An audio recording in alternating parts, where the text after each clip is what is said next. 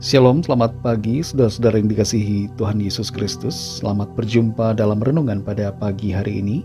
Saya ucapkan salam sejahtera buat saudara semua dimanapun saudara berada. Damai dan sukacita oleh Roh Kudus melimpah senantiasa dalam hati dan kehidupan saudara semua. Sebelum kita mendengarkan renungan firman Tuhan, mari kita berdoa. Bapa Surgawi, Bapa dalam nama Tuhan Yesus Kristus, Tuhan dan Allah kami yang hidup dan berkuasa, kami bersyukur untuk berkat kemurahan Tuhan. Kembali kami diizinkan Tuhan untuk hidup hari ini. Kami percaya Tuhan punya maksud dan rencana yang baik bagi kami. Saat ini sebelum kami mulai aktivitas kami rindu diperlengkapi dengan kebenaran firman-Mu. Jamah hati kami Tuhan, agar kami mengerti dan taat pada setiap kehendak-Mu. Dalam nama Tuhan Yesus kami berdoa. Haleluya. Amin. Saudara yang dikasihi Tuhan, ayat renungan kita pada saat ini terdapat dalam Injil Lukas pasal 11 ayat 24 sampai 26. Tertulis demikian. Apabila roh jahat keluar dari manusia, ia pun mengembara ke tempat-tempat yang tandus mencari perhentian, dan karena ia tidak mendapatnya, ia berkata, "Aku akan kembali ke rumah yang telah kutinggalkan itu." Maka pergilah ia dan mendapati rumah itu bersih tersapu dan rapih teratur. Lalu ia keluar dan mengajak 7 roh lain yang lebih jahat daripadanya, dan mereka masuk dan berdiam di situ. Maka akhirnya keadaan orang itu lebih buruk daripada keadaannya semula. Saudara yang dikasihi Tuhan, sebuah koper bermerek terkenal dalam kondisi yang bersih dan kelihatan masih baru ditemukan di sebuah tempat publik. Tidak ada orang yang mengklaim koper itu. Kepada polisi, tas besar itu diserahkan. Setelah dibuka, isinya sangat tidak terduga. Berbeda dari apa yang kelihatan dari luar. Di dalam koper itu terdapat banyak sampah, baik organik maupun anorganik. Bersih saja tidak cukup. Isinya yang menjadi penentu. Hati kita, saudara, mungkin sudah bersih karena kita sudah bertobat dari dosa, sudah meninggalkan kejahatan, sudah didoakan dan menerima anugerah pengampunan serta keselamatan di dalam Kristus. Tapi kalau hati kita tidak pernah diisi dengan kebenaran firman Tuhan, malah dibiarkan kosong, maka itu akan jadi masalah. Sebab iblis dapat mengambil alih kekosongan dalam hati kita dan mengisinya dengan sampah kejahatan, serta menguasainya menjadi lebih jahat. Dalam Lukas 11 ayat 24 sampai 26 ini, Tuhan Yesus mengatakan tentang roh-roh jahat yang keluar dari seseorang dan mengembara mencari tempat perhentian. Roh jahat atau roh iblis seringkali mencari medium. Mereka mencari hati manusia untuk ditinggali. Dan ketika roh jahat tidak mendapatkannya, maka ia memutuskan untuk kembali ke rumah yang telah ditinggalkannya. Di sana ia mendapati rumah itu, yaitu hati orang itu bersih tersapu, rapih teratur, namun masih kosong. Kekosongan ini menjadi peluang dan kesempatan yang tidak disia-siakan oleh iblis. Dan itu sebabnya ia kembali ke hati yang kosong itu dengan membawa 7 roh lain yang lebih jahat dari dirinya sendiri. Dan mereka, yaitu semua roh jahat itu masuk dan berdiam di situ, sehingga keadaan orang itu menjadi lebih buruk dari semula. Apa yang tertulis dalam ayat-ayat ini mengajarkan bahwa bersih saja tidak cukup. Kita mungkin merasa sudah dilepaskan dari kuasa kegelapan, sudah bertobat, sudah percaya kepada Tuhan Yesus, lalu kita berhenti di situ. Kita merasa cukup, dan kita tidak mau mengisi hati kita dengan kebenaran firman Tuhan. Kita tidak mau membaca Alkitab. Kita tidak mau mendengarkan pemberitaan firman-Nya. Perasaan dan pemikiran seperti ini, saudara, sama sekali salah.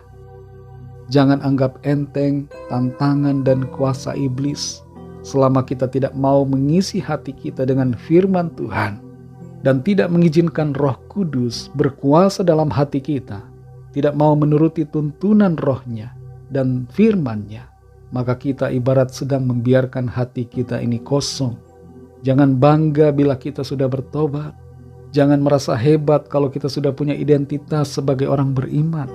Karena tanpa firman Tuhan dan tanpa Roh Kudus, kita rentan terhadap serangan kuasa kegelapan. Hati yang bersih itu penting, tapi memiliki Roh Kudus dan firman Tuhan dalam hati kita adalah jauh lebih penting. Saudara yang dikasihi Tuhan, kita perlu memastikan bahwa hati kita telah diisi dengan firman Tuhan dan dengan Roh Kudus-Nya. Sehingga ketika roh jahat mencoba untuk kembali, mencoba untuk mengganggu kita, ia tidak akan menemukan tempat kosong di dalam hati kita. Karena Tuhan bertahta dan memenuhi hati kita. Mari kita renungkan, saudara, apa yang sedang mengisi hati kita hari-hari ini. Apakah kita menganggap diri kita sudah cukup bersih, sudah cukup kuat, lalu kita tidak mau lagi membaca Alkitab, tidak mau mendengarkan firman Tuhan, tidak mau meminta agar hidup kita dipenuhi oleh Roh Kudus-Nya. Mari sadari bahwa kita perlu firman-Nya setiap hari. Kita perlu Roh Kudus. Karena itu mari baca dan pegang firman Tuhan, dan mintalah agar Roh Kudus memenuhi hidup kita. Di hari raya Pentakosta ini, saudara, mari kita rindukan Roh Kudus. Minta kepada Bapa, minta kepada Tuhan agar kita dipenuhi dengan Roh-Nya dan miliki hati yang senantiasa rela untuk menuruti pimpinan Roh Kudus. Mari kita berdoa. Bapa Surgawi, Bapa dalam nama Tuhan Yesus Kristus, kami mengucap syukur untuk berkat firman-Mu.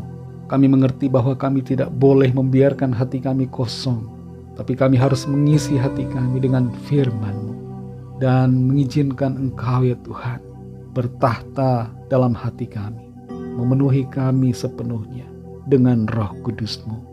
Saat ini kami berdoa ya Tuhan, penuhi kami ya Bapa dengan Roh-Mu yang kudus. Kuasai kami senantiasa dan pimpin kami Roh Kudus, sehingga kami senantiasa hidup seturut dengan kehendak-Mu.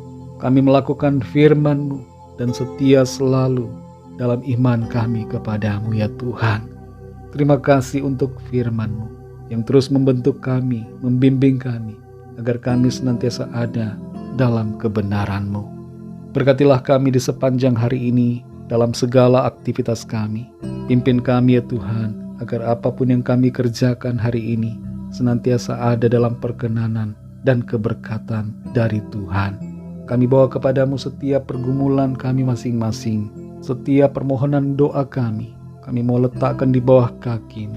Biarlah Tuhan melawat dan menjawab setiap kami sesuai dengan apa yang kami perlukan, dengan kuasa, kasih dan kemurahan-Mu.